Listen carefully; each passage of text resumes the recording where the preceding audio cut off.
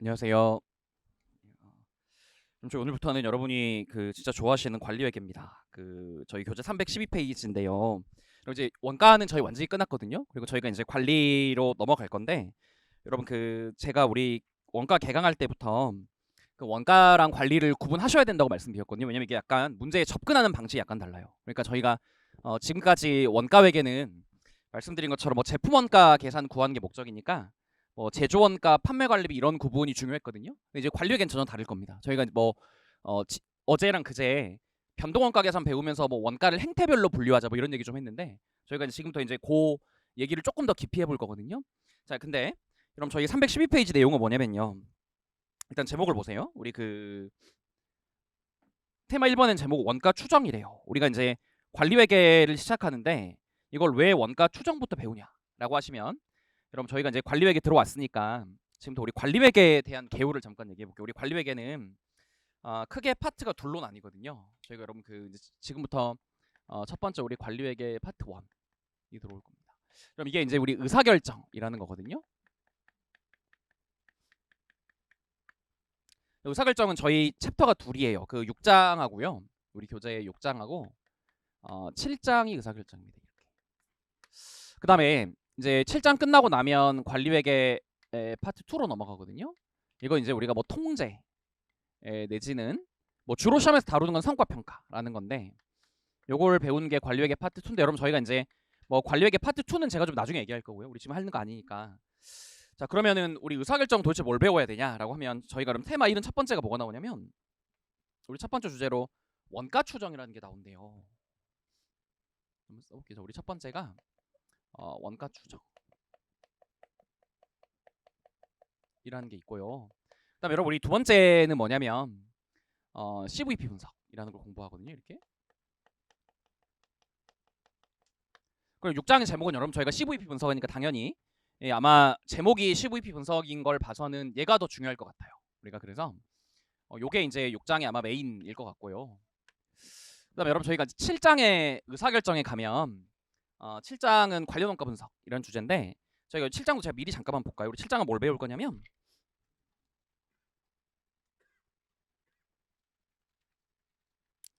우리 7장은 저희가 주제가 총 3가지 정도를 다루는데, 우리 교재 잠깐만 볼게요.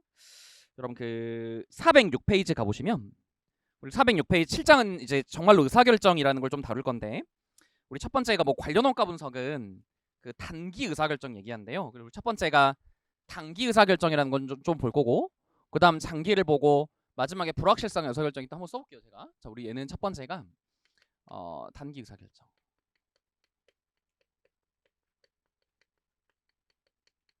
이거를 우리가 뭐 관련 원가 분석이라고도 부릅니다라고 우리 교재 이름이 있잖아요. 여러분 7장의 제목이 관련 원가 분석입니다. 그러니까 아마 7장에서 주요 주제는 얘일 거예요. 요게 이제 아마 우리 7장에서 주요 주제가 될 거고요. 그다음 우리 두 번째 주제로 장기 의사결정이라는 게 있대요. 그래서 장기 의사결정 이 있고, 그럼 세 번째가 뭐 불확실성화의 의사결정이라고 돼 있는데, 어쩌고저쩌고 돼 있는데, 여러분 저희가 이제 뭐 크게 우리가 좀 세분하면 이제 관리회계 첫 번째 파트인 의사결정은 요 5개 배우셔야 돼요. 뭐 별거 되지도 않잖아요. 우리가 원가관리회계 덩어리를 쪼개면요, 원가회계가 한 덩어리, 관리회계 파트 1 의사결정이 또 한 덩어리, 관리회계 파트 2 성과평가가 한 덩어리거든요. 여러분 시험에서 뭐가 제일 중요한지 제가 개강할 때 말씀드린 혹시 기억나세요? 그렇구나. 여러분 어제 배운 거 혹시 기억나세요? 어제 뭐 배웠는지 어제 푸시나요? 저희 다음 주에 시험 보는구나. 다음 주 시험 보니까 여러분 우리가 여러분 제가 개강할 때 뭐라 그랬냐면요, 우리 시험에서 제일 중요한 건 됩니다. 그게 제일 중요해요. 여러분 이제 제가 그랬잖아요. 뭐 2025년도에 우리 시험 개편하겠다고 나온 게 원가 관리에는 뭐가 나왔냐면, 관리 비중을 높이겠다.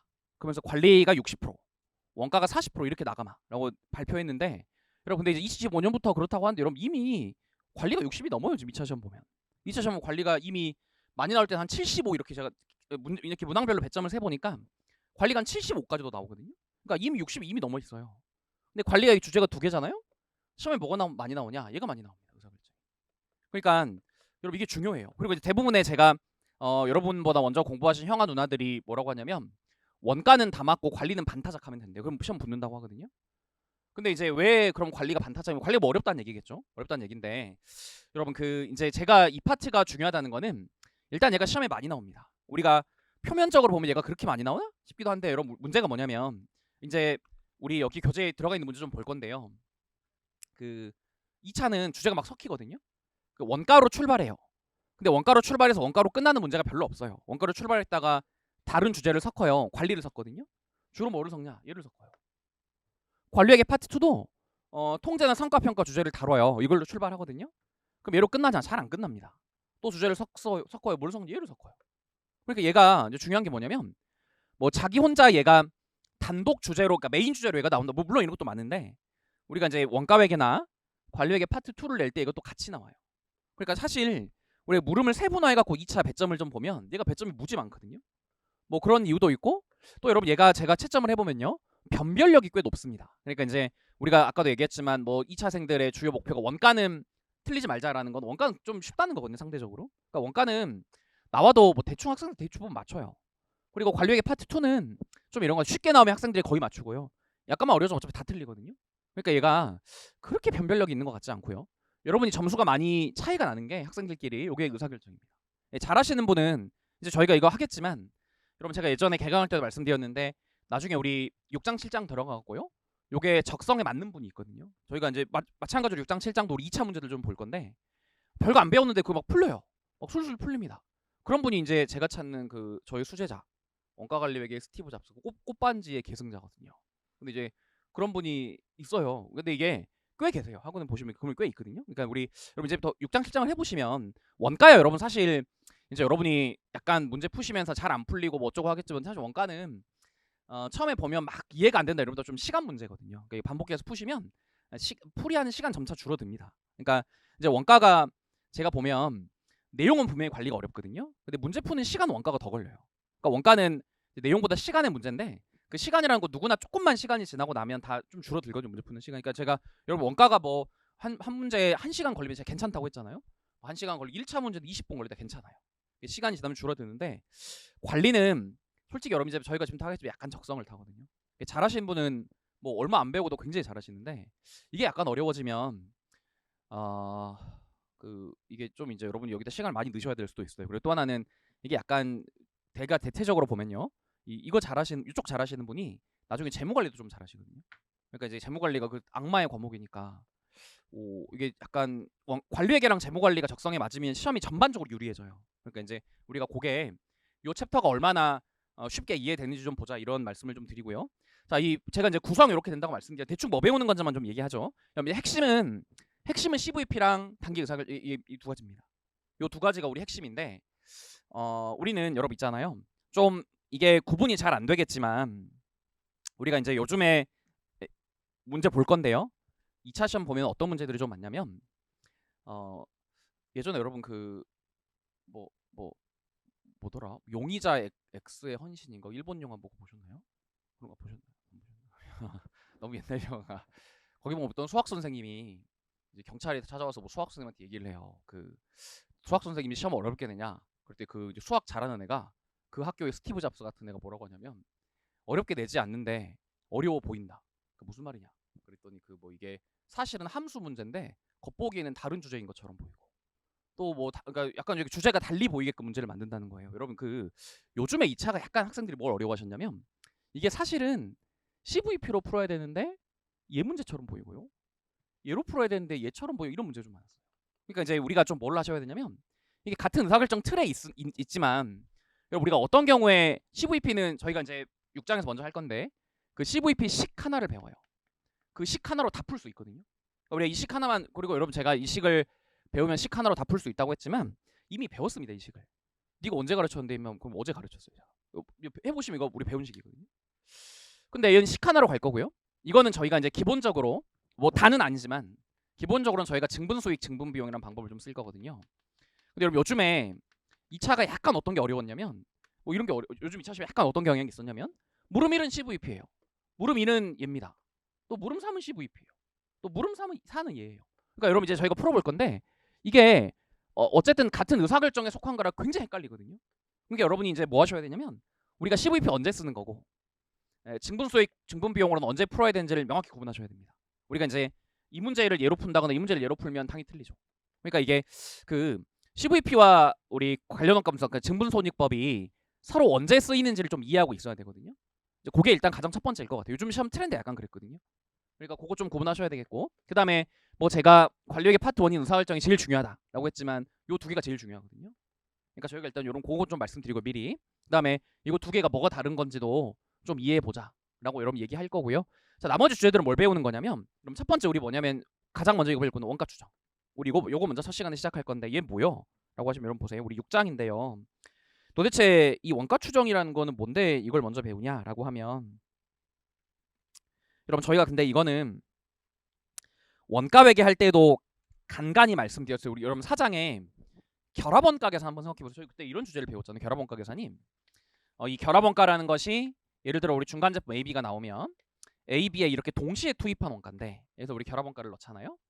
우리 만약에 결합원가 10,000원을 넣었으면, 근데 이제 이 10,000원이라는 거는 AB에 동시에 투입했으니까 추적이 안 된다고요. 그럼 저희가 이걸 어떻게 뽀개자 그랬냐면, 뭐 시험에서 제가 순실현가치법이나 균등이익률법 많이 썼어요. 그렇죠? 이걸 갖고 우리 원가를 뽀개는 게 우리 사장의 결합원가 계산이었는데, 여러분 근데 그때 저희가 한 개를 더 배웠죠. 그때 제가 이거 관리회계 주제지만 미리 땡겨 배우자라고 했던 게 이거였어요. 추가 가공 여부 결정.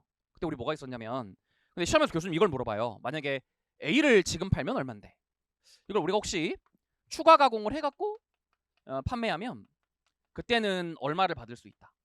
그러면 너는 이거를 지금 팔 거니 나중에 팔 거니 뭐가 유리한지 판단해봐라. 이게 의사결정이었거든요. 이게 추가 가공 여부 의사결정이라고 제가 그때 이거 관리회계 파트라 그랬잖아요. 관리회계에서 중요한 건 뭐라 그랬냐, 우리가 아니 이때 팔지 지금 팔지는 얘랑 매출을 비교하면 될 건데 뭐가 어렵냐. 그럼 제가 여러분 이게 이 문제 왜 내는 거라 그러냐, 말맹이가 우리 추가 가공 여부 결정할 때 고려하지 않는 게 있죠. 그게 결합원가입니다. 이게 고려하지 않는다 그러죠. 왜냐면 우리 꼭 쓰셔야 된다고요. 메모론가라는 거거든요. 그러니까 우리 의사결정은 제가 이거 할 때 뭐라 그랬냐면, 의사결정은 내가 어떤 선택을 하냐에 따라 바뀌게 되는 미래 원가를 대상으로 해요. 그때 제가 이 10,000원의 정체는 뭐라 그랬냐면, 이미 우리가 10,000원을 쓰고 공장에서 여기까지 끝나 있거든요. 내가 고민하는 거는 이 상황에서 이걸 지금 팔까? 공장에서 좀 더 가공을 해서 팔까? 이걸 결정하는 거라고요. 근데 우리는 이 10,000원까지는 이미 쓰고 끝나 있는 거니까 지금 와서 내가 얘를 선택하든 요게 바뀌지 않아요. 그러니까 얘는 우리 메모런가라는 게 이미 쓰고 묻어버렸다 이런 얘기거든요. 그럼 이미 쓰고 끝났으니까 이제 얘를 선택하든 바뀌지 않는 이런 의사결정에 반영하지 않는다 그랬잖아요. 자, 여러분 그래서 제가 첫 번째 뭘 말씀드리냐면, 관리회계는요 철저하게 미래지향적인 회계입니다. 그러니까 얘는 내가 어떤 선택을 하냐에 따라 영향을 받는 미래 원가를 예측해갖고 그걸 가지고 의사결정을 하는 거고, 과거에 얼마의 원가가 썼다 이거는 이미 쓰고 끝난 거라니까요. 지금 어떤 선택해도 이게 바뀌지 않을 거라고요. 그러니까 여러분 제가 앞에서 수업할 때 뭐 여러분이 나중에 회계사 시험 합격하셔갖고 2025년 8월 합격하셨는데, 그러면 내가 그 당시에 이제 25년 8월이 돼갖고요 합격증을 받으니까 3일을 한번 가볼까? 아니면 공부를 좀 더 해볼까? 다른 회사 일 갖고 이거 결정할 때는 각 대안을 선택하면 기대되는 소득이나 비용 이런 걸 갖고 하는 거지. 생각해보니까 내가 5살 때 유치원비를 엄마가 한 달에 50만 원씩 내게 그게 왜 나오냐고 갑자기. 아니 어디를 가든 뭐 5살 때는 유치원비를 돌려주는 게 아니잖아요. 그러니까 의사결정은 철저하게 미래 원가를 예측해서 예상된 미래 원가를 기준으로 하는 거지, 과거에 있는 메모 원가 절대 반영하지 않거든요. 그러니까 여러분 저희가 6장 7장 전반에 걸쳐 이제 우리가 그 메모 원가라는 얘기를 좀 할 거예요. 왜냐면 메모 원가는 의사결정에 반영하시면 안 돼요. 얘는 과거 이미 쓰고 끝났고 우리 어떤 의사결정의 결과에 영향을 받지 않거든요. 그렇죠? 자, 첫 번째 우리가 원가 추정 왜 배운지 아시겠죠? 지금 말씀드린 건데요.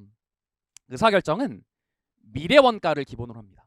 그러니까 우리가 정확하게 미래 원가를 예측해야 정확한 의사결정을 할 수 있어요. 의사결정은 과거 원가를 들고 하는 게 아니라 원가 예상치를 들고 하는 거거든요.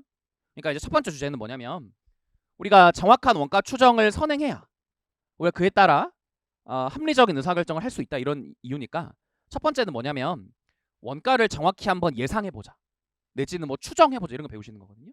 그러니까 이제 우리가 관리회계 넘어오자마자 원가 추정 먼저 배우는 거는 말씀드렸지만 관리회계가 완벽하게 미래지향적인 회계라서 그래요. 그러니까 우리는 미래에 대한 정확한 예측이 있어야 의사결정이 가능한 거거든요. 자, 우리 한번 읽어볼게요. 지금부터. 자, 글 한번 읽어보세요.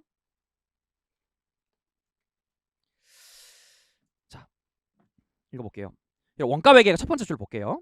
원가 회계가 주로 과거에, 그러니까 원가 회계는 약간 여러분 그 과거의 제조 원가를 분석해 갖고 이걸 가지고 제품 원가 계산하는 걸 목적으로 한대요.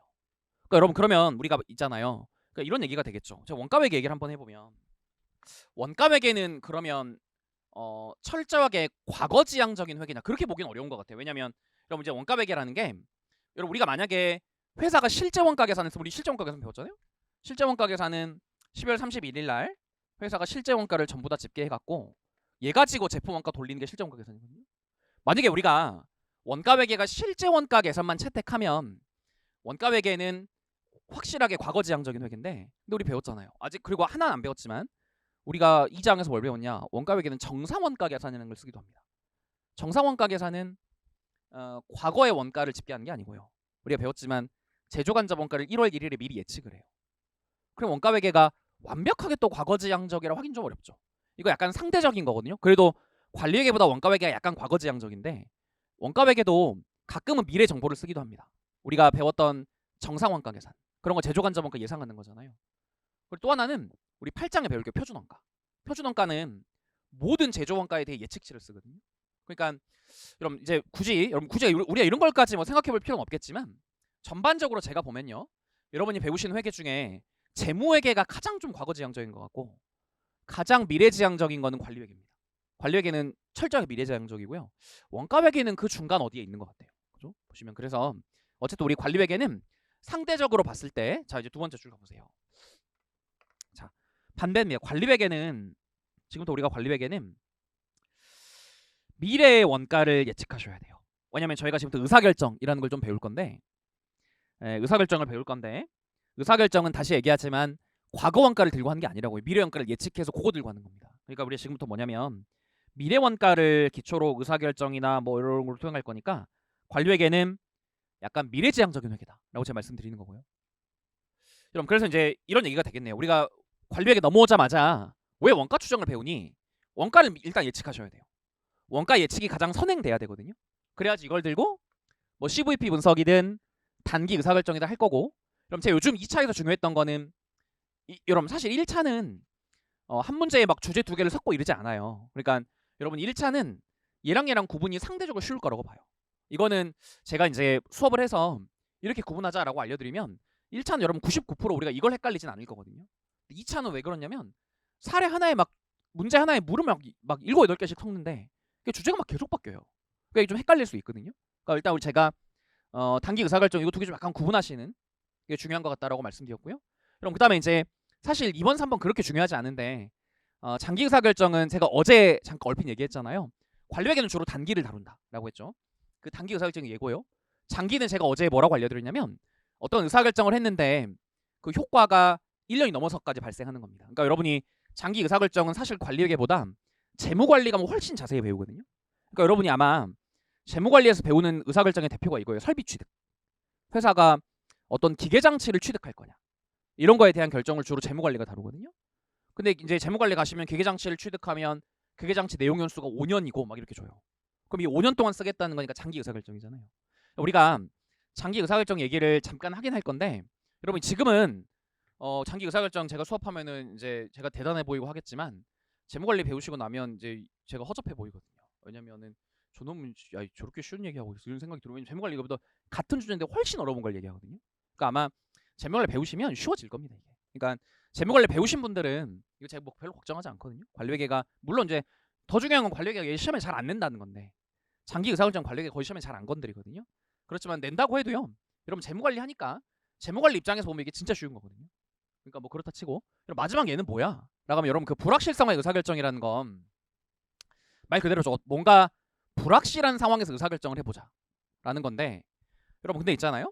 저희가 먼저 6장 먼저 할 건데 이 주제부터 뭔가 불확실한 상황이 들어와요. 얘도 들어와요. 그러니까 무슨 말이냐면 아니 불확실성의 의사결정을 해보자는 건데 이미 한다니까요. 얘랑 여기서. 그럼 얘는 뭐요? 라고 하면 여러분 얘는 오해하시면 안 되는 게 우리가 불확실한 상황에서 의사결정을 해보자. 이게 주제가 아닙니다. 불확실한 상황에서 의사결정을 하는 거는 여기서 우리 같이 배울 거예요. 그럼 얘는 뭔데? 여러분 얘는 뭐냐면 이런 거 다뤄요. 자, 회사가 불확실한 상황에서 의사결정을 하려고 그래요. 근데 암만 생각해도 이게 나 혼자 이 문제를 해결하기가 어려운 것 같거든요. 그럼 뭐를 하냐? 회사가 이제 우리보다 똑똑한 애들이 모여 있다고 하는 컨설팅 회사 같은 데 찾아가죠. 요즘 회계법인들도 컨설팅 많이 하잖아요. 그러면 여기서 다루는 건 뭐냐면 우리가 컨설팅 회사를 찾아가요. 그럼 걔네한테 수수료로 얼마까지 지불할 수 있냐? 요거 계산하는 겁니다. 그러니까 이게 이제 오해하시면 안 되는 게 불확실한 상황에서 진짜 의사결정을 해보자라는 건 얘네가 얘기하는 거고요. 얘가 얘기하는 거는 불확실한 상황에서 의사결정을 하기 위해서 혹시 외부에서 자문을 받으면 거기에 대한 대가를 내가 얼마까지 지불할 가치가 있지? 이런 거 구하는 거예요. 그게 요 주제인데 말만 들어도 뭔가 쎄하시죠? 이게 어렵습니다. 이거 어려운데 근데 뭐 할만해. 왜냐면 우리는 항상 꼼수가 있거든요. 그러니까 이제 뭐 굳이 이거 꼭 정석대로 안 가셔도 되니까 뭐 생각보다 할만합니다. 물론 당연히 1차 주제는 아니고요. 주로 2차에서 내요. 보시면 우리가 그러니까 의사결정 뭐 해봐야 주제 꼴랑 5개가 다잖아요. 물론 이제 세부적으로 나누면 여기서 약간 주제가 세부적으로 좀 나뉘긴 하거든요. 그럼 어쨌든 큰 틀에서 보면 5개가 다니까. 그럼 이게 2차에서 배점으로 따졌을 때 우리 웬만한 거의 대부분의 해에는 한 100점 만점 중에 진짜 50점 정도 얘가 나오거든요. 그러니까 그렇게 배점이 많은 거에 비해서는 사실 주제가 많진 않아요. 얘가요. 그러니까 우리 그 요 파트를 좀 잘하실 필요가 있겠다고요. 이게 물론 1차도 앞에 저희 뭐 출자 교양 보면 아시겠죠? 6차 진짜 거의 나옵니다. 많이 나오면 여러 개 돈 내는데요. 그러니까 거의 1차도 여러분이 매년 나온다고 일단 깔고 가셔야 되겠고 2차도 우리 배점이 얼마까지 많이 올라갈 거냐가 중요한 거지. 일단 무조건 얘가 제일 많이 나올 거예요. 저는 배점으로 보면요. 그러니까 가장 중요한 파트다라고 제가 말씀드릴게요. 해보시면 그리고 이제 뭐 5개 주제를 배우겠지만 어쨌든 핵심은 CVP랑 단기 의사결정 이거 2개예요. 보시면 자, 여러분 저희가 어쨌든 근데 원가 추정 이거는 완벽하게 미래에 대한 얘기를 하는 거기 때문에 이제부터 원가 추정을 해야 된다라는 건데 자, 뭐 두 번째 문단 읽어보세요. 뭐 의사결정 등을 수행하는 관리회계 영역은 미래 원가를 예측하는 게 출발이다 라고 말씀드렸죠. 그러니까 우리가 지금부터 원가를 좀 예측해보자 라는 건데 그럼 저희가 어제 미리 배웠는데요. 어제 미리 배운 거 제가 다시 한번 얘기해볼게요. 우리 그래프 하나만 보시죠. 여러분 그 우리 교재 313페이지 가시면 여러분 제가 어제 말씀드렸죠. 우리 교재에 어제 배운 거 제가 다시 한번 얘기할게요. 일단 여러분 이 경제학의 함수가 있는데 여러분 나중에 여러분이 세법이랑 경제학 우리 학원 같이 하나? 갑자기 눈물이 나네. 세법이랑 경제를 같이 하면 여러분이 살 수 있나 이게? 근데 여러분 그 경제학을 나중에 배우시면 이게 이제 경제학의 원가 함수 중에 단기래요. 단기라는 건 제가 이런 말씀드렸죠. 단기는 고정비가 있어요. 그러니까 우리가 조업을 전혀 하지 않아도 일단 단기적으로는 뭐 하다못해 월세 계약이라고 돼 있을 거기 때문에 이번 달에 우리 학원이 뭐 코로나 터져서 잠깐 문을 닫았네요. 조업도가 빵개지만 그래도 월세는 내야죠. 그러니까 우리 이제 경제에서 뭐라고 하냐면 단기적으로 고정비가 존재하고 생산이 늘수록 원가가 늘지만 규모의 경제가 발생하기 때문에 약간 이렇게 체감하는 형태로 늘고요. 어느 시점 이상 가버리면 오히려 규모의 비경제가 생기거든요. 그래서 이제 원가가 체증한 형태로 이게 경제학이라고 해요. 어제 말씀드린 거잖아요. 뭐 경제학 자세히 배우세요. 자, 근데 여러분 문제는 이겁니다. 우리 회계가 경제학의 얘기를 여러분 제가 부정하는 게 아니라 그랬잖아요.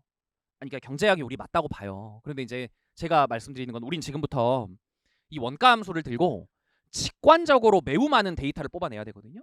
근데 그렇게 하기엔 이 함수가 너무 복잡해요. 그러니까 제가 어제 말씀드린 게 이걸 우리가 쓸 수 있나? 이런 생각이 들어요. 근데 이제 잠깐 생각해 보니까 이런 생각이 드는 게 여러분 제가 어제 현대차 같은 거 예를 들어봤잖아요. 이게 만약에 우리 자동차 빵대를 만들었을 때의 원가고 이게 1000만 대를 만들었을 때의 원가래요. 여러분 제가 다시 얘기하면 우리는 지금부터 단기를 얘기할 건데 장기 얘기하지 않아요. 장기는 경제학의 원가 함수 자체가 이렇게 나오지 않아요. 우리 지금 단기 얘기하는 거거든요. 근데 적어도 우리가 여러분 그 내년도 1년을 예상해 봤을 때 현대차가 자동차를 빵대 만들거나 1000만 대 이런 건 불가능한 일이거든요. 그러니까 우리가 내년도를 생각해 보면 현대차가 갑자기 회사가 망해도 그래도 한 600만 대는 팔릴 것 같고요. 그 다음에 현대차가 회사가 망해도 우리 생각할 때 한 600만 대는 팔릴 것 같고 현대차가 아무리 판매를 많이 해도 내년도에 한 900만 대 이상 팔긴 어려울 것 같더래요. 그럼 우리가 내년도에 사실 달성할 수 있는 조업도 이 정도밖에 안 되거든요. 그럼 나머지 구간에 함수는 필요 없는 거잖아요. 아니 달성할 수 없는 조업도 함수가 왜 필요해요? 그러면 제가 어제 우리 그러면 이 정도 구간에만 놓고 생각했을 때는 물론 그렇다고 해도 이게 2차 3차 함수가 나오는 거지만 우리는 근데 그거 쓰기가 어려우니까 그럼 이 정도 구간만 생각하면 이거를 1차 함수로 놓고 이걸 계산을 하더라도 큰 오차는 없을 것 같아요. 그러니까 회계학은 어차피 우리가 이제 내년도에 제가 달성할 수 있는 조업도 범위 이걸 관련 범위라고 했고 관련 범위를 쪼개서 생각하면 요걸 1차 함수로 봐도 크게 오차는 없지 않을까? 이렇게 놓고 원가를 지금부터 1차 함수로 볼 거라고요. 그게 관리회계입니다. 그렇죠? 다만 제가 이제 어제 말씀드렸지만 뭐 근데 진짜 무슨 일이 생겨갖고 현대차가 올해 진짜 1000만 대를 만들어 버렸대요. 그러면 이 1차 함수가 예상하는 거는 이걸 쭉 확장하시면 1차 함수가 예상하는 거는 원가가 이렇게 간다는 건데, 근데 여러분 아마 실제 경제학의 정확한 모델에 따르면은 뭐 원가가 이만큼이 나오겠지만 우리 관리회계는 이걸로 예측하니까 오차가 커지거든요. 이거 쓰면 안 된다고요. 그렇죠? 그러니까 우리 관리회계의 원가 함수는 관련 범위 내에서만 쓰셔야 돼요. 이걸 벗어나면 오차가 너무 커지거든요. 뭐 그런 얘기가 써 있는 건데 읽어볼게요. 자, 뭐 첫 번째 뭐 원가가 실제로는 매우 복잡할 겁니다. 그런데 우리 관리회계는 여러분 이거를 굉장히 직관적으로 이해해야 지금부터 다양한 의사결정 상황에 사용을 할 수 있거든요. 그렇기 때문에 이거를 직관적으로 보기 위해서 원가를 그냥 1차의 선형함수로 전제하재요.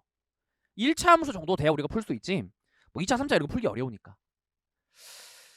자, 그래서 여러분 그 이제 제가 1차의 선형함수를 만들 건데 이게 일정한 기간 내에 관련 범위에서만 성립하는 겁니다. 그렇죠? 그러니까 제가 어제 뭐라 그랬냐면 만약에 이거를 장기로 끌고 가버리면 장기는 고정비 자체가 없어질 수도 있다. 우리 학원이 만약에 10년치 계획을 세우면 월세도 조절이 되거든요. 뭐 만약 이 건물의 월세 계획이 3년 뒤에 끝난다. 그러면 10년에 대한 계획을 세우면 월세도 조절이 되고요. 그러니까 일단 기본적으로 우리는 단기를 전제할 거고 관련 범위라는 거는 우리가 이제 내년도에 달성할 수 있는 범위가 있을 건데 그 내에서만 1차를 잡는 거라고.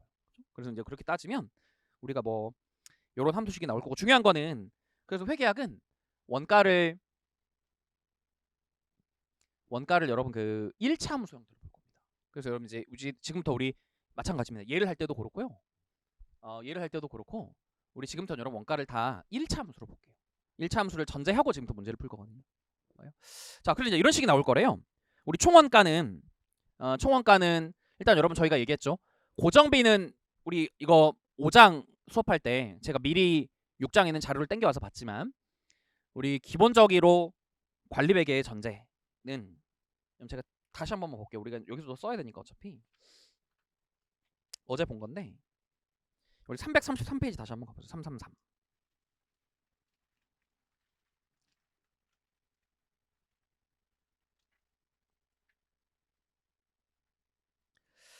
자, 여기서 제가 기본적으로 여러분 관리회계의 전제는 뭐 단위당 판매 가격은 단위당, 변동원가도 단위당, 고정비는 총액 일정이다. 이게 우리 전제라 그랬잖아요. 그럼 제가 어제 뭐 예산 같은 걸 세울 때도 생각해 보시면 뭐 우리가 갤럭시 S24 핸드폰을 만들면 변동원가 대표가 재료비니까 재료비는 한 대당 40만 원이 들어가면 이렇게 잡을 겁니다. 재료원가의 총액은 그 40만 원의 예상 생산량을 곱해야 되는 거니까 재료비 같은 변동비는 단위 원가를 잡는 게 1차 자료고요. 총액은 거기에 생산량을 곱해서 가공하셔야 돼요. 그러니까 변동비는 당연히 단위 원가가 1차적인 자료가 맞을 거고요. 고정비는 반대라 그랬죠. 고정비는 우리 예를 들어 임차료 같은 거니까 월세는 한 달에 3억 이게 맞을 겁니다. 이걸 단위당으로 바꾸려면 3억을 이번 달 생산량으로 나누면 단위 원가가 되거든요. 그럼 그 고정비는 오히려 단위 원가가 2차 자료예요. 그렇죠? 그러니까 우리는 변동비는 단위당, 고정비는 총액을 집계하는 거고 요게 일정하다고 볼 거예요. 그렇죠? 그래서 우리가 이제 요걸 끌고 와 보면 그래서 원가함수 나올 거잖아요.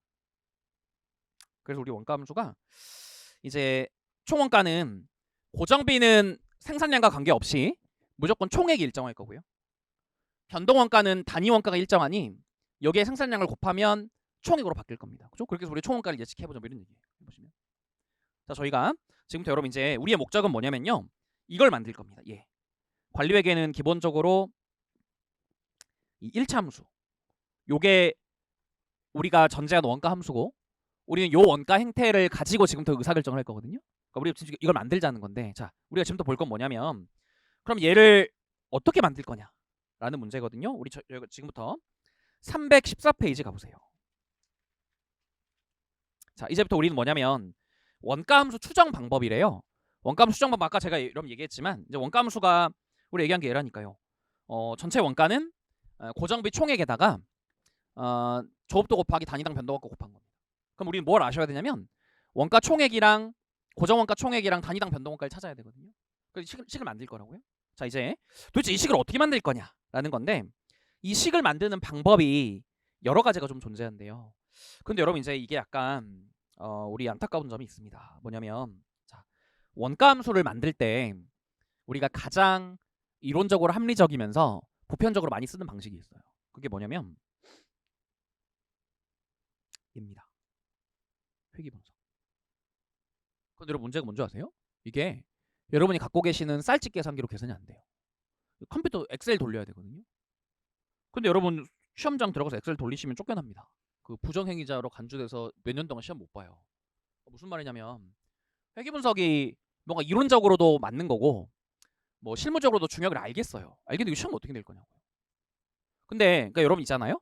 예전에는 그러니까 누구나 회귀 분석이 중요하고 좋은 방식인지 아는데 이거를 도저히 문제로 만들 방법이 없어요. 계산 절대 못 하거든요. 그러면은 이거 어떻게 하라는겨? 하면 여러분 그러니까 예전에는 회귀 분석 시험에 사실 거의 안 나왔는데 요즘에는 교수님이 계산 도저히 못 내겠는데 그렇다고 이거 몰라도 되나? 이런 생각이 들어서 가끔 이걸 말 문제로 좀 내시더라고요. 시험에서. 그러니까 이게 계산 나오긴 어렵고요. 말문 그러니까 내용 정도는 좀 알고 계셔야 될 것 같아요. 그러니까 이게 뭔 내용이냐라는 거 좀 아시면 좋을 것 같거든요. 그러니까 이제 뭐 어쨌든 중요해요. 이게 되게 중요한데 여러분 대학원 같은데 그러니까 이제 사실 맨정신에 그 대학원 가서 관리회계 전공하고 이런 사람 없지만 뭐 제정신인 이상은 그런 거 안 하거든요. 근데 이제 이런 거 하신 분들 가끔 얘기 들어보면 이거 되게 열심히 하시더라고요. 회계 분석. 그러니까 이제 그 전공자들한테 이게 되게 중요한 얘기인데 안타까운 건 시험에 낼 수가 없다 이런. 그러면 이제 도대체 시험을 뭐를 낼 거냐? 자, 우리가 여러분 시험에서는 얘는 제가 말씀드렸죠. 그냥 내용 정도만 아는 우리 약간 서술 문제 정도만 준비하시면 될 것 같고요. 자, 일단 계산은 가장 많이 내는 건 입니다. 우리 괄호 5번에 학습 복수. 뭐 근데 사실 여러분 이게 이제 제가 이런 별표는 좀 치겠지만 이게 이제 요 안에서 상대적으로 중요하다는 거지. 이게 절대적으로 시험에 많이 나온다는 건 아니에요. 그러니까 많이 내지 않아요. 다만 굳이 이 원가 함수 추정 방법 중에는 얘가 제일 많이 나온다는 거고요. 원가 추정 자체가 시험에 많이 나온 주제가 아니거든요. 이 주제 자체가 많이 안 내요. 시험에. 이 중에서는 제일 중요한 게 얘입니다. 얘가 1번으로 중요합니다. 그 다음에 두 번째로는요. 일단 여러분 제가 회계 분석은 내용만 좀 알자라고 말씀드렸고 두 번째로 내는 거는 이 고저점법이 좀 나올 수 있어요. 근데 여러분이 지금 공부하시는 게 만약에 뭐 구급 공무원이나 뭐 관세사나 이런 거면 고저점법만 가지고도 계산 문제를 좀 내는데 이제 세무사 회계사 정도 되면 얘를 시험에 낼 거면 되게 응용 문제를 좀 내고요. 많이 응용해서. 그렇지 않으면 이거를 뭔가 다른 주제랑 약간 섞어요. 그런 식으로 내지 이것만 단독적으로 문제를 내진 않습니다. 왜냐면 너무 쉽거든요. 해보시면 여러분 아마 이거 공부하시면 그 중학교인가 초등학교 때 하신 걸걸요? 중학교 때 하나?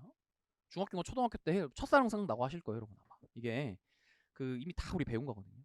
그러니까 이 두 개가 어쨌든 시험이에요. 다른 거는 낼 수가 없어요. 지금부터 저희가 문제를 좀 읽어보시면. 자, 근데 지금부터 볼게요. 자, 그럼 우리 원가 함수가 요건데 요게 우리 원가 함수 도대체 이걸 어떻게 구하자는 거니? 여러분 첫 번째 방법은 이게 있대요. 자, 1번 볼게요. 자, 원가 함수를 만드는 첫 번째 방법은요. 첫 번째 이런 방법이 있대요. 계정 분석법이라는 게 있대요. 얘는 뭐요? 라고 하면 이렇게 말 그대로입니다. 계정.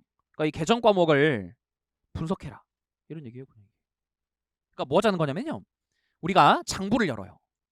그래서 원가 비용 계정 과목을 다 뽑아요. 그 다음에 그 원가를 변동비랑 고정비로 분리를 시켜요. 그러니까 변동원가는 단위 원가로 바꾸고요. 고정비는 총액을 그대로 갖다 쓰시면 돼요. 그러니까 이거는 그냥 계정 과목 분석해서 그걸로 우리가 원가함수 만들어 보겠다는 거거든요. 읽어볼까요? 자, 괄호 1번 읽어볼게요. 자, 우리가 특정 회계년도 그러니까 뭐 이게 작년이 됐든 올해가 됐든 원가 하나를 잡으세요. 그래서 이거를 변동비 고정비로 나눕니다. 그 다음에 여러분이 변동원가는 조업도로 나눠갖고 단위 원가로 돌리세요. 고정비는 총액 그냥 갖다 쓰시고요. 그럼 1차 함수 나오잖아요.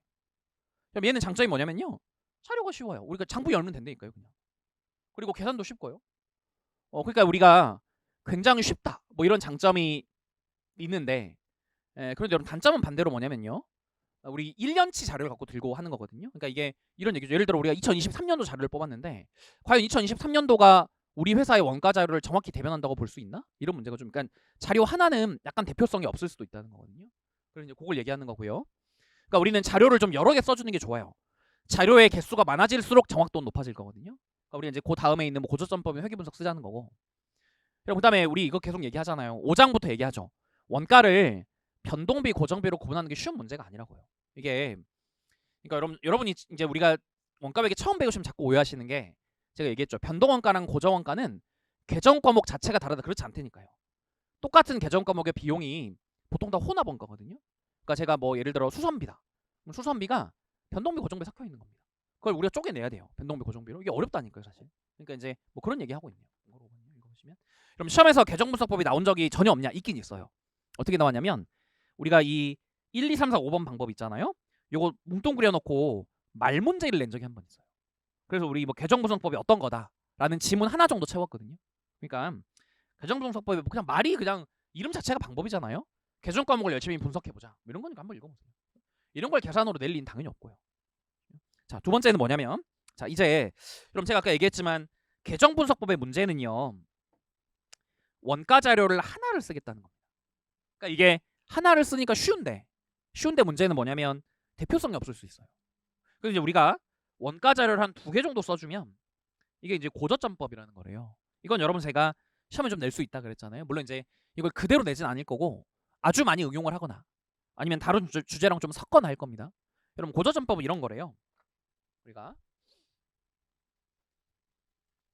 이제 여러분 얘는 과거의 원가 자료를 좀 여러 개를 쓸 거거든요. 그러니까 우리 예를 들어서 그래프를 한번 표시해 보면 우리 평면도상 이거 표시를 좀 해보면 이게 조업도고요. 이게 원가래요. 그럼 여러분 고저점법은 뭐냐면 우리가 과거에 나왔던 원가 데이터를 제가 표시해보고 1월에는 원가 데이터가 이랬고 2월에는 이랬고 3월에는 이랬고 4월에는 이랬고 5월에는 이랬고 6월에는 이랬고 7월에는 이랬고 8월에는 이랬고 9월은 이랬고 10월은 이랬고 11월은 뭐 이런 12월은 이렇게 뭐 1년치가 이렇게 있다고 해볼게요. 그럼 여러분 고저점법은 뭐냐면요. 우리 원가 데이터 중에 고점이랑 저점을 잡으라는 겁니다. 근데 중요한 건 여러분 이거는 그러니까 시험에 회계사 수준에서 잘 안 나는데 세무사만 가도 이거 나오긴 나오거든요. 막 공무원 이런 데 가면 좀 많이 나와요. 뭐냐면 이제 지금부터 우리 고점 저점을 찾으셔야 되는데요. 이게 고점 저점을 찾을 때의 기준이 최고 조업도와 최저 조업도. 그러니까 뭐냐면요. 고점 저점의 기준은 우리 조업도가 기준입니다. 그럼 이 조업도를 기준으로 하셔야 돼요. 그럼 제가 그 괄호 안에 썼지만 우리 절대로 원가를 가지고 하면 안 돼요. 그러니까 무슨 말이냐면 보세요. 만약에 우리가 원가를 가지고 저점을 잡으면 원가가 제일 낮은 지점은 얘거든요. 원가가 제일 높은 지점은 얘입니다. 그럼 우리가 이 두 개를 가지고 하는 건 아니라니까요. 고점 저점은 조업도를 가지고 찾는 거예요. 그럼 조업도를 기준으로 가면 가장 낮은 조업도는 얘고요. 가장 높은 조업도는 얘네요. 이렇게. 그렇게 해서 우리가 이렇게 함수식 하나를 만들어주는 게 이게 우리 뭐냐면 고저점법이에요. 고저점법은 최저 조업도와 최고 조업도를 선정한 다음에 둘을 연결해서 원가함수 하나 만들자는 거거든요. 근데 여러분 이거 해보셨다니까요. 다 학교 다닐 때 다 해보셨으니까 나중에 잠깐만 볼게요. 원가 갖고 하지 말자. 이게 이제 뭐 우리보다 쉬운 시험들은 좀 많이 냈거든요. 자, 읽어볼게요. 반가로 1. 고저점법은 2개의 자료를 쓰겠대요. 읽어보시면 두 번째, 만약에 자료가 여러 개면 이제 조업도 기준 최고 최저를 고르는 거지. 괄호 안에 있는 것처럼 원가 갖고 하는 거 아닙니다. 얘가요. 그다음에 두 번째는 이것도 계산이 간편하죠. 뭐 그냥 간단하게 두 지점 갖고 함수 하나 찾으면 되는 거거든요. 초등학교, 중학교 때 다 한 거라고요. 그다음에 그럼 얘는 주관이 개입될 여지. 그러니까 회사가 담당자가 임의로 이걸 선정하지 않고요. 객관적으로 조업도 기준 최저 최고를 고르거든요. 우리 이제 객관적이라는 건 무슨 말이냐면 누가 해도 결과가 똑같다는 거예요. 그럼 주관적이라는 건 뭐냐? 누가 하냐에 따라 결론이 약간 달라질 수 있다는 거거든요. 그러니까 얘는 여러분 이 데이터를 놓고요. 원가 함수를 최저, 최고, 조업도 기준으로 만들어 보세요. 그럼 제가 하든 김기동 쌤이 하든 똑같은 거 아닌가요? 그러니까 이건 객관적이에요. 근데 우리 이제 회계에서 여러분 주관적이라는 건 뭐냐면 예를 들어서 우리 학원에 대한 만족도를 조사했는데 제가 할 때랑 김기동 쌤이 할 때랑 다를 수도 있잖아요. 그럼 그런 건 주관적인 거죠. 보시면요. 그러니까 여러분 뭐 3번 그런 읽어보세요. 자, 그 다음에 여러분 반가로 4번은 근데 뭐냐면요. 이런 얘기가 좀 있대요. 우리는 지금 2개의 점만 가지고 원가 함수를 뽑았거든요. 근데 과연 이 2개의 점은 우리 회사 전체를 대표한다고 볼 수 있냐? 이게 좀 문제라는 겁니다. 그럼 어떻게 해야 되지? 사실 이 데이터를 다 갖고 활용해 보시는 게 좋잖아요. 자, 그렇게 되면 우리가 이제 뭘 써야 되냐면 회귀 분석이라는 걸 쓰겠대요. 여러분 그래서 괄호 3번 가볼게요. 이제 자, 일단 반괄호 4번에 보시면 우리 여러분 얘의 문제가 뭐냐면 최저 조업도와 최고 조업도의 점을 잡으라는데 과연 이거는 우리 회사의 원가를 정확히 대변한다고 볼 수 있냐? 그렇게 어려울 수도 있으니까 그러면 이제 우리가 되도록이면 우리가 가지고 있는 모든 데이터를 다 활용하셔야 되거든요. 그런 게 이제 우리 회귀 분석이에요. 회귀 분석은 한번 괄호 3번 가보시죠. 그럼 괄호 3번은 우리 회귀 분석은 이렇게 돼 있네요. 그 다수의 원가 자료를 모두 사용하자 이렇게 돼 있거든요. 그런데 이제 제가 얘기했지만 이 다수의 원가 자료를 모두 사용하는 거니까 우리가 계산 못 한다니까요. 여러분 제가 뭐 반가로 2번인가에 썼지만 뭐 최소 자승법 같은 걸 이용하자고 했는데 그게 뭔데? 그럼 반가로 3번에 엑셀 하래요, 엑셀. 근데 여러분 엑셀 들고 시험장 못 들어간다고 제가 말씀드렸잖아요. 그러니까 시험에 계산 내기 어렵습니다. 그럼 내용이 뭐냐? 라는 건 여러분 제가 이거 좀 마지막에 말씀드릴게요. 좀 마지막에 배울 거고요. 괄호 4번 먼저 가볼게요. 그럼 괄호 4번은 공학 분석법이라는 건 뭐냐면 우리가 일단 특징은 얘가 있대요. 과거 자료에 의존하지 않겠대요. 이게 뭐야? 그러니까 예를 들어서 우리 이런 게 있겠죠. 만약에 우리 회사가 올해 신생 기업이거나 아니면 뭐 공장을 새로 뭔가 좀 개선을 했거나 이런 경우면 과거의 원가 자료를 찾기가 좀 어렵습니다. 그러면 어떤 방법을 쓸 거냐면 뭐 전문가 사람들을 몇 명 고용을 해요. 그 사람들한테 야, 너네 우리 공장에 들어가갖고 한 일주일만 먹고 자고 하면서 원가 어떻게 나오는지를 한번 좀 만들어 봐봐. 그럼 그 사람들이 일주일 동안 공장에서 먹고 자고 하면서 뭔가 이렇게 원가 함수식을 만들어 줄 거거든요. 그럼 그렇게 해서 만드는 게 공학 분석법이래요. 공학적 방법이라는 건데. 자, 우리 한번 읽어볼게요. 얘는 뭐라고 돼 있냐면 뭐 제품 생산 과정이나 내지는 공장 운영 이런 것들을 열심히 분석을 하세요. 그래서 이런 것들을 분석해서 원가 함수를 만들어주면 공학 분석법입니다. 근데 여러분 이제 문제 이런 거겠죠. 이 사람들 일주일 동안 먹고 자고 하면서 우리 공장이 어떻게 돌아가고 원가는 어떻게 투입하고 이런 걸 살펴볼 거예요. 그런 걸 산식으로 녹여내는 게 공학 분석법이거든요. 문제는 우리가 앞에서 얘기한 직접 원가. 직접 원가라는 거는 추적이 돼요.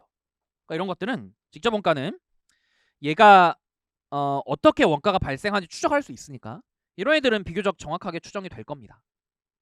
그런데 간접 원가라는 뭐냐? 간접 원가 우리 뭐였냐면 추적이 안 되는 애거든요. 이런 애는 원가가 어떻게 발생하는지 우리가 잘 모르는 애들이거든요. 원가가 어떻게 발생하는지 모르는데 어떻게 식을 만들어요? 그러니까 우리 간접 원가에는 비교적 좀 어려움이 있겠다. 이런. 자, 그다음에 여러분 얘는 사실 과거 데이터를 산술적으로 분석하는 애보다 직접 공장에 들어가서 연구를 할 거거든요.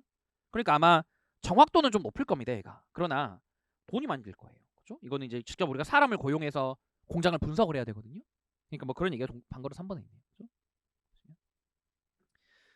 그다음에 그럼 이제 그냥 얘기하고 우리 학습 코스 갈게요. 3번은 뭐야? 라고 하면 자, 우리 회귀 분석은 뭐냐면요. 이 그래프에서 이렇게 가자는 거죠. 아까 여러분 제가 고저점법의 또 문제는 여러분 최고점과 최저점을 잡아갖고 원가함수 하나를 만들면 제가 고저점법입니다라고 말씀드렸고 시험에서 중요한 거는 조업도 기준 최고 최저라고요. 원가 기준이 아닙니다. 근데 문제는 뭐냐면 과연 그럼 이 두 개는 우리 회사를 대표한다고 볼 수 있냐? 또 하나는 그러면 고저점법은 이 과거 다른 데이터들은 다 버리라는 거거든요. 그럼 얘가 약간 다른 데이터를 힘들게 모았는데 버리면 계산의 정확도도 좀 떨어질 거 아니에요. 그러니까 회귀 분석은 뭐냐면요. 이 데이터를 다 감안하겠다는 거예요. 어떻게 할 거냐? 이 데이터를 다 감안해갖고 우리가 이 과거에 1년 동안 원가 데이터를 12달짜리 이렇게 찍히면 회귀 분석은 뭐냐면 이 12달의 데이터를 다 감안해서 이 가운데를 정확하게 관통하는 그래프 하나를 쭉 내가 만드는 게 아니고 컴퓨터가 만들겠다는 겁니다. 그럼 그게 회귀 분석이에요. 이걸 내가 계산할 수 있냐? 불가능하다니까요. 그러니까 이 모든 12달치 데이터를 다 집어넣고 가운데를 가장 정확하게 관통한 함수 하나를 쭉 컴퓨터가 만들어주면 이게 우리 회귀 분석. 다시 얘기하면 계산 절대 불가능하고요. 한번 읽어는 볼게요. 자, 여러분 얘는 이제 가장 좋은 점은 말씀드렸죠. 이 다수의 원가 자료를 다 때려 넣을 거예요. 우리 다 활용할 거거든요. 그러니까 나는 원가 자료 12달 치면 12달치를 다 고려를 시킬 겁니다. 과정에서요. 그 다음에 이걸 다 때려 넣고 적절한 원가 함수를 어떤 통계 기법을 가지고 추정을 한번 해보겠대요. 어떤 계산인지는 궁금해하지 마시라니까요. 이런 궁금하실 시간 있으면 세법 공부나 하세요. 여러분. 이게 되게 도망가지 마시고 세법 때. 그럼 그게 반괄호 1번이고요. 그 다음에 아까 말씀드린 것처럼 뭐 이게 보통 우리 최소 자승법이라는 걸 쓰는데 뭐 추정 오차의 제곱의 합이 최소화되도록 함수식을 추정하는 방법인데 뭔 소리 멍멍이 같은 소리 하시면 여러분 잘 모르셔도 돼요. 그다음에 뭐 엑셀 쓰자 이렇게 돼 있는데 뭐 보시고요. 자, 그다음에 문제는 제가 이게 그래도 이제 출제하시는 분 입장에서 오씨 이거 회계 분석이 중요한데 어떻게 내가 문제를 낼 방법이 없네 이렇게 생각하면 좀 말을 낸다 그랬잖아요. 회계 분석이 그 약간 말로 푸는 문제가 몇 번 나온 적이 많이 나오진 않았어요. 몇 번 나온 적이 있는데 대부분 예를 냈습니다. 반괄호 4번. 우리가 얘가 중요한 거 같아요.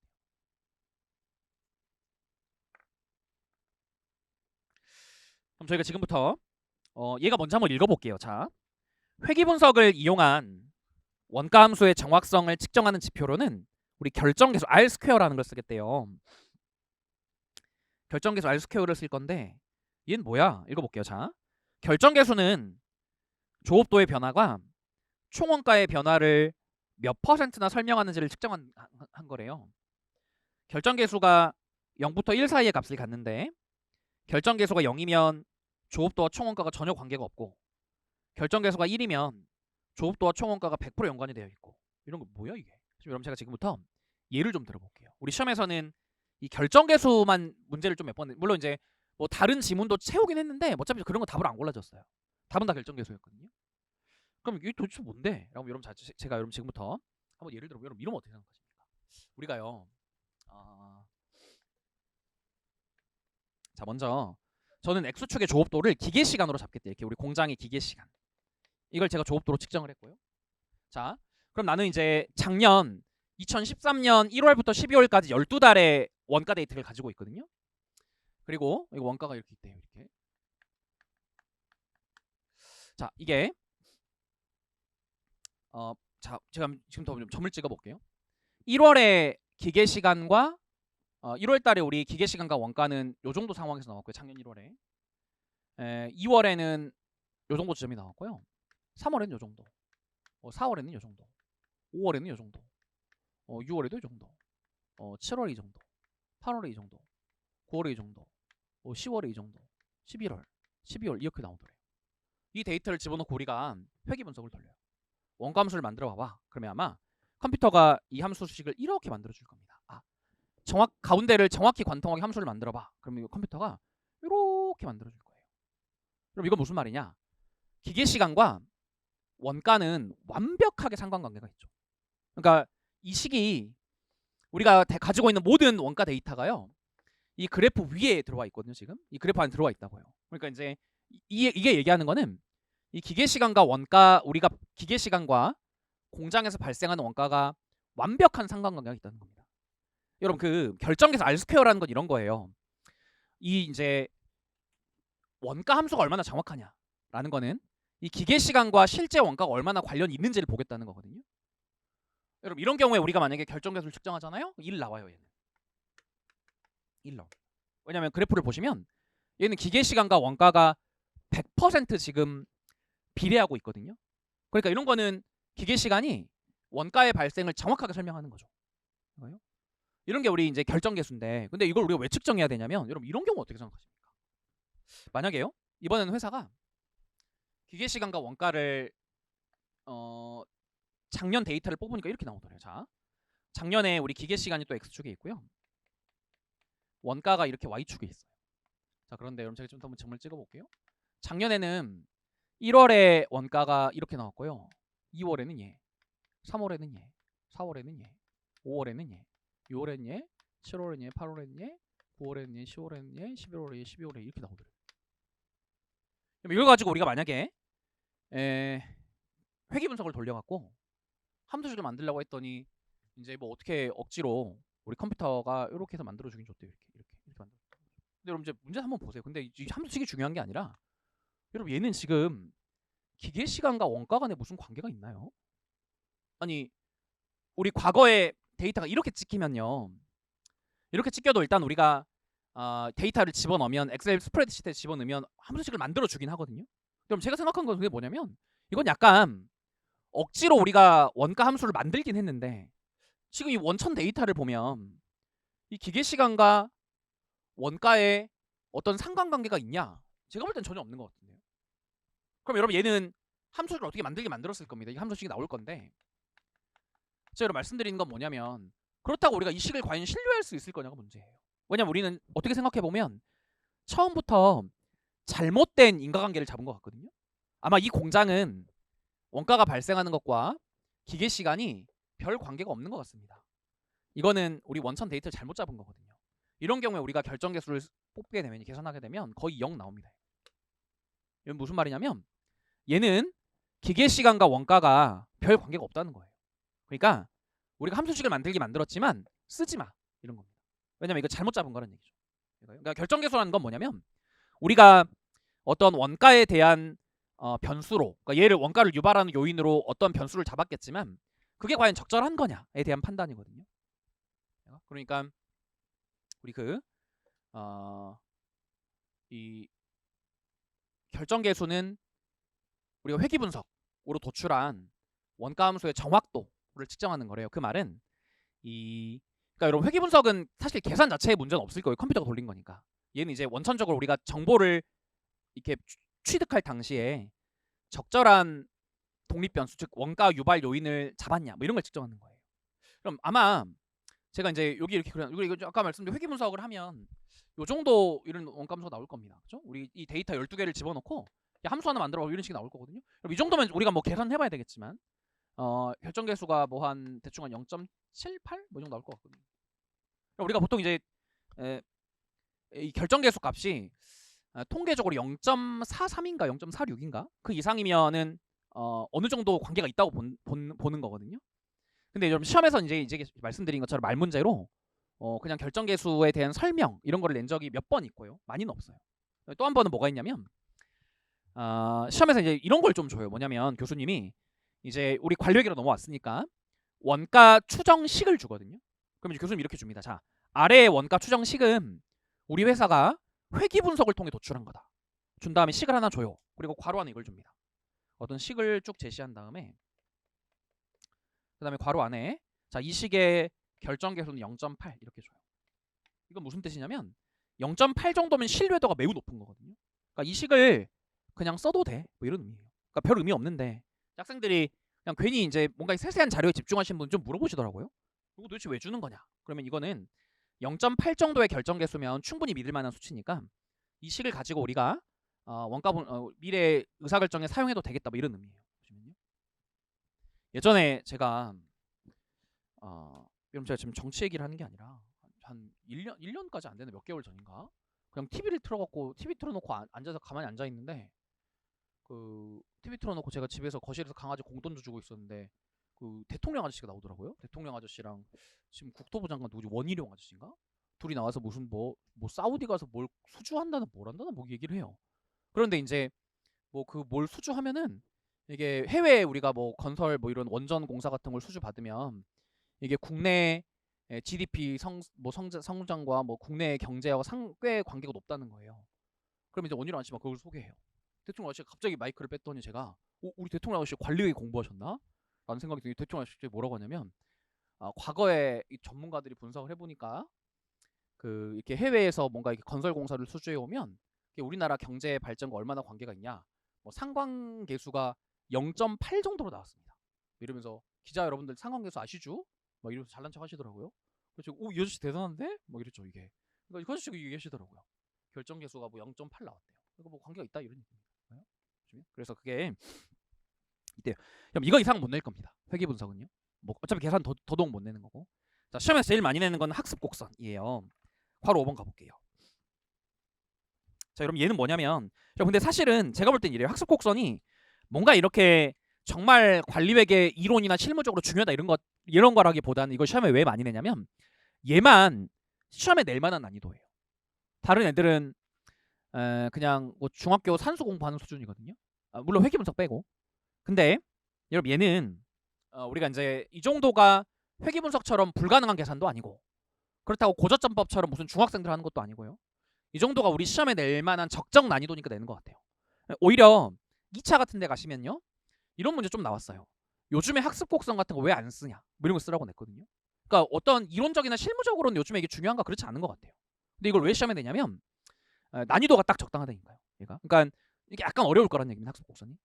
여러분 솔직히 제가 창피한 얘기인데 저 옛날에 그 회계사 공부할 때 저 관리회계 학습 곡선 제일 어려워했거든요. 왜냐면 제가 그때 헛발질해서 그래요. 저는 학습 곡선이 계산 문제라고 생각했거든요. 이 계산 문제로 가면요, 로그 함수를 푸셔야 됩니다. 그러니까 제가 고등학교 때 수학책 꺼내서 수학의 정석 보셨나요, 여러분도? 그 수학의 정석 꺼내서 로그 막 찾아보고 막 했는데 그냥 병신짓 한 거예요, 이게. 왜냐면 시험은 그런 거 내지 않거든요. 아니, 로그를 내겠냐고요, 이게. 너는 로그를 모르면 회계사가 될 수 없어. 그럼 좀 이상 회계사들이 로그를 어떻게 합니까? 그러니까 그럼 얘는 우리가 이제 좀 알고 가셔야 되는 게요. 이게 이것만 이해하시면 좀 쉬운 것 같아요. 학습 곡선은 계산의 영역이 아니에요. 이거는 해석의 영역이거든요. 그러니까 우리 학습 곡선 모형이 두 개인데 그 모형을 적절하게 해석할 수 있냐를 따지는 거지. 우리 뭐 이거 계산을 시키지 않아요. 왠지 제가 지금 보여드릴 건데. 자, 근데 일단은 제가 이게 다른 것보다 좀 어려울 거다라고 말씀드렸고, 얘는 도대체 뭐야? 라고 하면 자, 우리 볼게요. 학습 곡선은 일단 뭐냐면 얘래요. 얘는 단위당 변동 원가가 일정하다는 것을 부인하겠대요. 여러분들 생각해 보세요. 우리 앞에 제가 관리회계의 기본 가정이라고 했던 변동 원가는 단위 원가가 일정하고 고정비는 총액이 일정한 거거든요. 지금 걔를 부정하겠다는 거냐, 부정하겠다는 거예요. 그러면은 단위당 변동 원가 일정하지 않으면 원가 함수가 1차식으로 안 나올 거잖아요. 그러면 우리 보고 2, 3차의 원가 함수를 찾으라는 거냐? 그렇지 않습니다. 제가 그러니까 여러분 옛날에 그 여러분처럼 공부하던 시절에 헛짓했다니까요. 저 이거 가지고 원가 함수 만들어야 되는 줄 알고 이상한 공부가 막 그랬는데 그런 거 안 물어본다니까요, 시험에. 그러니까 일단 우리 확실한 건 뭐냐면 얘는 원가 함수를 1차로 보지 않아요. 그러니까 얘의 목적은 원가 함수를 만드는 데 있지 않거든요. 원가 함수 만드는 거랑 아무 관계없는 얘기예요, 얘가. 일단 그렇다고 하고, 자, 우리 그럼 도대체 얘는 왜 단위당 변동 원가가 일정하다는 걸 부인하냐면, 한번 읽어볼게요. 자, 방가로 1번에 동일한 작업을 반복적으로 수행하면 근로자의 숙련도가 증가해서 점점 빠른 속도로 작업을 할 수 있는데 이걸 우리 학습 효과라고 하겠대요. 근데 뭐 어쩌자고. 저 페이지 넘겨볼게요. 그럼 얘는 뭐라 돼 있는데 여러분 어떻게 학습 효과가 뭐야? 라고 여러분 이런 얘기하는 겁니다. 자, 이제부터 우리가 왜 학습 효과는 단위당 변동 원가가 일정하다는 걸 부인하냐면, 우리가 어떤 작업자 한 명이 있어요. 이 사람한테 우리가 임금을 예를 들면 아무거나 쓸게 50만 원 줍니다. 이렇게.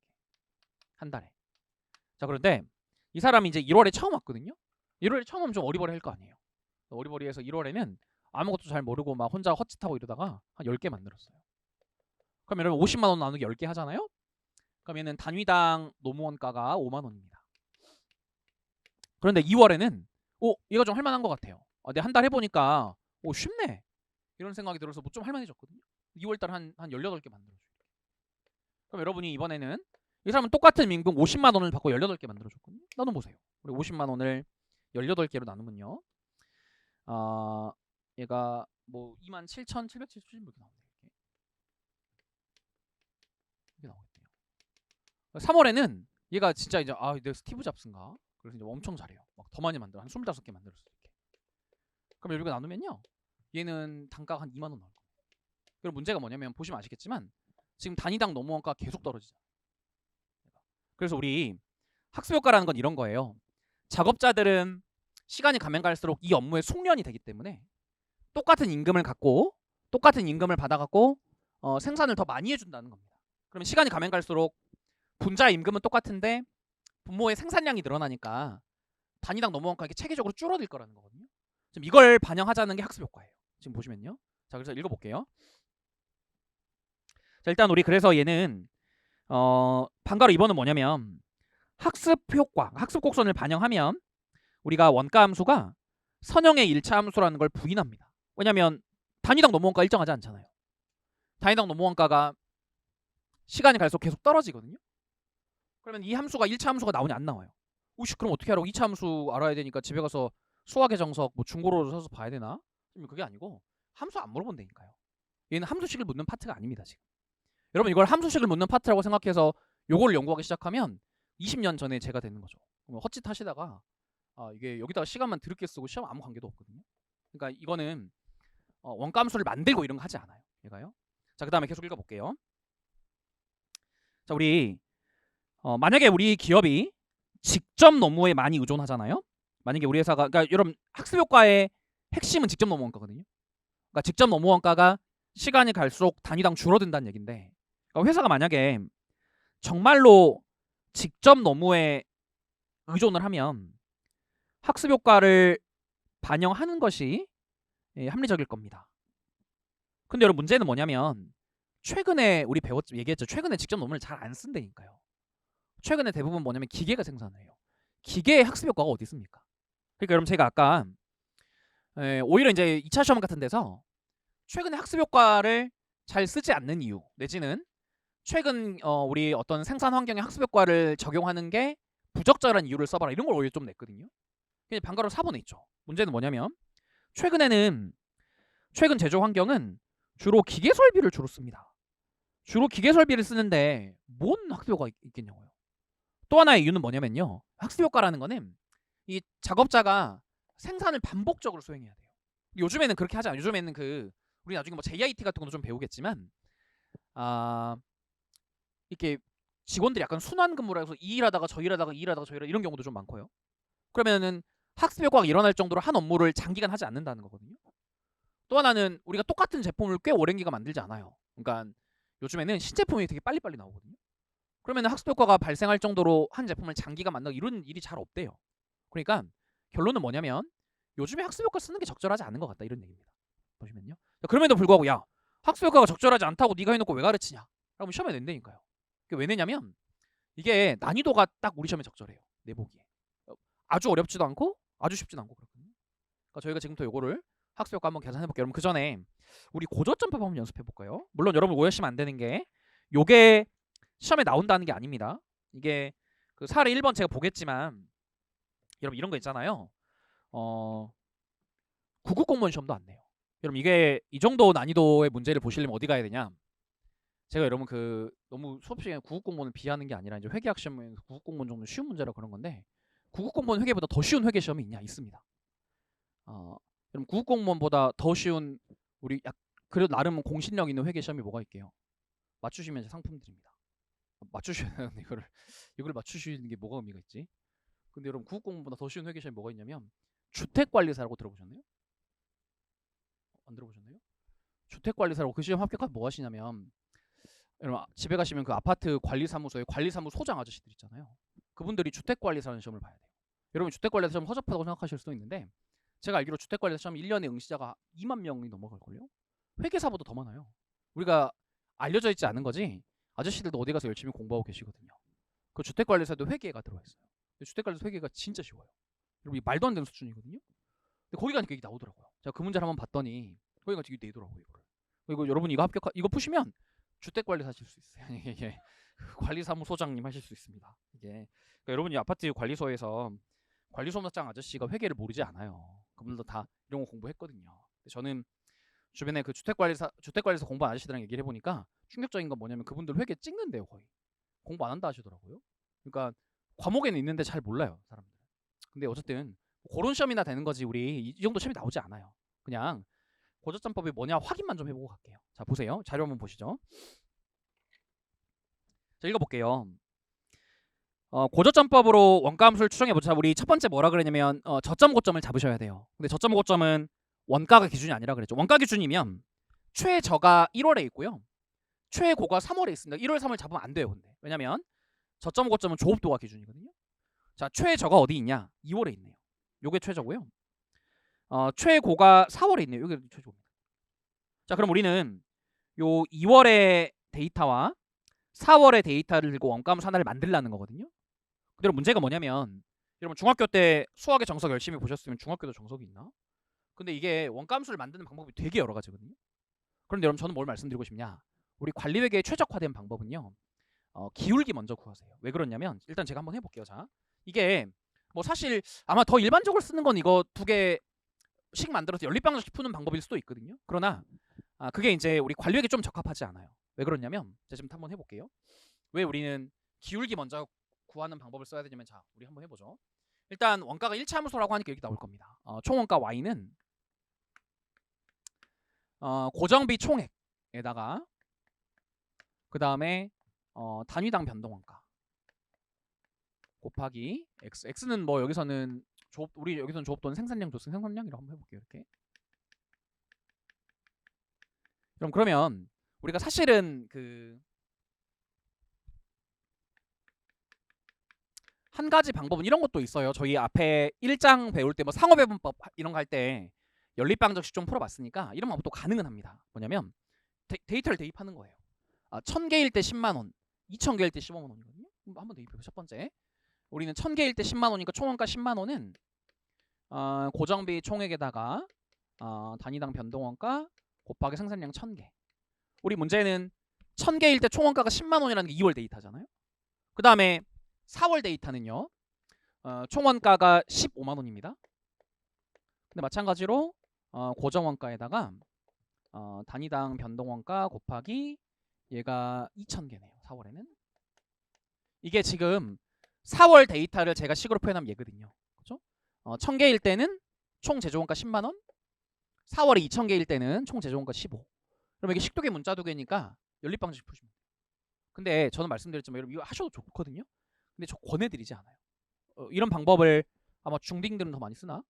근데 우리 관리회계 시험에 좋은 방법은 아닌 것 같아요. 왜 그러냐면 여러분 저는 이걸 더 권해드릴게요. 이 방법 말고요. 우리가 그럼 제가 권해드리는 방법은 뭐냐면 우리 이렇게 한번 가볼게요. 이 문제를. 여러분 저는 첫 번째 뭐 할 거냐면 기울기를 먼저 구합니다. 얘가 그럼 제가 기울기를 한번 구해볼게요. 기울기는 여러분 정의가 뭐냐면 우리 x축 변화량분의 y축 변화 이게 기울기잖아요. 그렇죠? 우리가 기울기라는 거는 x축이 한 단위 변할 때 y축이 얼마나 변하는지를 측정한 거거든요. 우리 한번 해볼게요. 자, 우리 2월에서 4월은요. 생산량 x축이 생산량이잖아요. x축의 생산량이 1000개 증가했거든요. 원가가 얼마 증가했냐? 5만 원 증가했습니다. 그럼 제가 한번 넣어볼게요. 우리 2월, 4월을 비교하면 x축 증가량은 1000개인데 y축의 원가는 5만 원 늘어났거든요. 그럼 제가 이 식을 넣어보면 x축의 우리 생산량이 1000개 증가할 때 y축이 원가가 5만 원 늘어났어요. 그러면 이게 나누시면 얼마 나오냐면 50원 나와요. 이게 우리 이제 기울기입니다. 그럼 제가 왜 이 방법을 권해드리냐면 사실 우리 원가관리회계에서 상당수의 문제가 이것만 풀면 끝나는 문제들이 많아요. 왜냐면 여러분 우리 본격적인 의사결정 하지 않았지만 근데 이제 5장 할 때 제가 좀 말씀드렸잖아요. 기본적으로 의사결정할 때 고정원가는 반영 안 하거든요. 왜냐면 고정비라는 건 저희가 단기간에 고정된 거니까 어떤 의사결정 하더라도 영향을 안 받는 거라 그랬잖아요. 제가 뭐 예를 들어 우리 학원의 임차료가 한 달에 3억인데 우리 학원의 의사결정을 3월에 새로운 반 하나 열어볼까? 근데 새로운 반을 열어도 월세는 그냥 3억이고요. 새로운 반을 안 열어도 그냥 3억입니다. 뭐하러 고려하냐고요. 그러니까 고정비는 보통 단기간에 고정이니까 의사결정에 고려 안 하는 경우가 많거든요. 의사결정 보통 뭘로 하냐? 변동원가로 하는 거니까요. 그러니까 저희가 어제 5장 얘기할 때 관리회계에서 주로 사용하는 변동원가 계산은 원가를 변동원가, 고정원가 이렇게 행태별로 분류하시라고 했잖아요. 변동비는 의사결정에 반영할 거고 고정비 안 할 거니까요. 그러니까 우리가 의사결정 목적으로 생각하면 사실은 이 변동원가가 필요한 거지 고정원가 별로 필요하지 않거든요. 그러니까 의사결정할 때요. 이것만 구하면 끝나는 문제 많다니까요. 그러니까 기울기 먼저 잡으세요. 만약에 우리 변동원가만 필요하네 그럼 계산 끝내면 돼요. 이대로. 그러나 이제 뭐 원가함수를 다 잡아야 되면 뭐 고정비까지 찾으셔야죠. 근데 여러분 저희가 그렇기 때문에 함수식을 찾았습니다. 일단 기본적으로 1차까지 어디까지 찾았냐면 총원가 y는 고정원가 총액 더하기서 이제 기울기 찾았죠. 기울기 50원이 이게 이제 우리 단위당 변동원가거든요. 단위당 변동원가 50원 곱하기 x. 뭐 여기서 뭐 생산량 이렇게 잡을게요. 이렇게. 자 문제는요. 이제 이렇게 하면 우리가 1차적으로 함수식을 찾았는데 저는 뭐라 그랬냐면 사실 우리 의사결정에는 여기만 반영하는 거니까 여기서 그냥 끝나는 문제도 많다고요. 다만 이제 여러분이 굳이 고정원가까지 찾으실 거면 이제 대입하시면 돼요. 여러분이 2월이나 4월 자료 중에 하나를 대입해 보면 되거든요. 보통 숫자 작은 게 편하니까 전 2월 거 대입해 볼게요. 2월 자료 대입하면 1000개 만들 때 10만 원이라고 줬네요. 그럼 전 두 번째로 뭐 할 거냐면 2월 자료를 대입해 볼게요. 2월 자료를 대입하시면 자 총원가 10만 원 이퀄 고정원가 더하기 단위당 50원 곱하기 2월에는 생산량이 1000개입니다. 그렇죠? 전 이제 제가 한 거는 그냥 2월 자료를 이 y 자리와 x 자리에 대입한 것만 했거든요. 그럼 여러분 요거 푸시면 뭐가 나오냐? 이 고정비 총이 나오겠네. 시카나 문자 하나잖아요. 시카나 문자 하나 풀린다고요. 방정식이. 그러면 고정비가 요 자리가 아마 이거 풀어내시면 5만 원 나올 겁니다. 그럼 함수식이 나오겠네요. 우리 y는 5만 원 플러스 50x 이게 식이에요. 그렇죠? 여러분 이게 우리 이제 고저점법인데 제가 말씀드리는 뭐 고저점법 못 풀 거라고 제가 생각해서 해보는 게 아니라 우리가 이제 이런 연립방정식 쓸 수도 있겠으나 그냥 관리의 목적으로는 기울기 먼저 찾는 게 더 나을 거다. 왜냐면 기울기만 필요한 문제들도 많이 있거든요. 그러니까 그 말씀을 좀 드리고요. 그럼 그게 이제 제가 밑에 해설에 쓴 방법이니까 한번 보세요. 보시고요. 자, 이제 우리 이런 거 시험에 안 내요. 뭐 이게 시험에 나온다면 어떻게 나오는지 제가 뒤에서 볼게요. 뒤에 좀 보여드릴 거고요. 이제 시험에서 더 중요한 거는 학습 곡선입니다. 여러분 저희가 지금부터 학습 곡선을 보기 전에 문제 하나만 풀어볼게요. 우리 뒤로 한번 가보시면요. 323페이지 한번 가보시죠.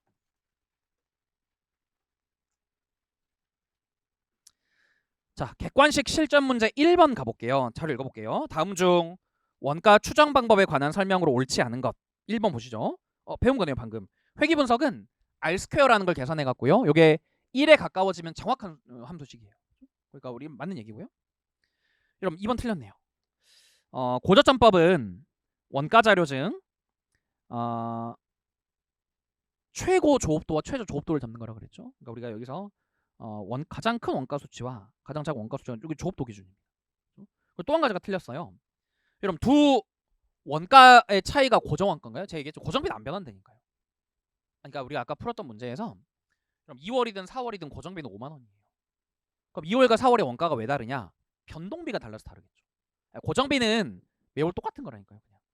그러니까 원가가 달라지는 이유는 고정비 때문이 아니고 변동비 때문에 달라져요. 고정비는 단기간에 고정되어 있는 원가거든요. 3번 배웠네요. 읽어보시고요. 4번, 5번 다 얘기한 거잖아요. 그렇죠? 뭘 배운 거니까 보세요. 09년도 세무사 문제라고 돼 있는데. 그럼 저희가 객관식 2번은 고저점법인데 이제 제가 아까 얘기한 것처럼 고저점법이 시험에 그냥 나오진 않아요. 그러니까 뭔가 이렇게 전혀 응용이 없이 그냥 정직하게 시험을 만들지 않거든요. 그래서 우리 고저점법이 14년도 세무사 어떻게 나왔는지 제가 보여드린 건데 그럼 저희 잠깐만 쉬었다 할 건데요. 쉬는 시간에 324페이지 문제 한번 읽어보세요. 그리고 제가 쉬는 시간 끝나면 2번 풀어보고 바로 우리 학습곡선 할게요. 학습곡선 약간 어렵거든요. 저희가 잠깐만 쉬었다 할게요, 여러분.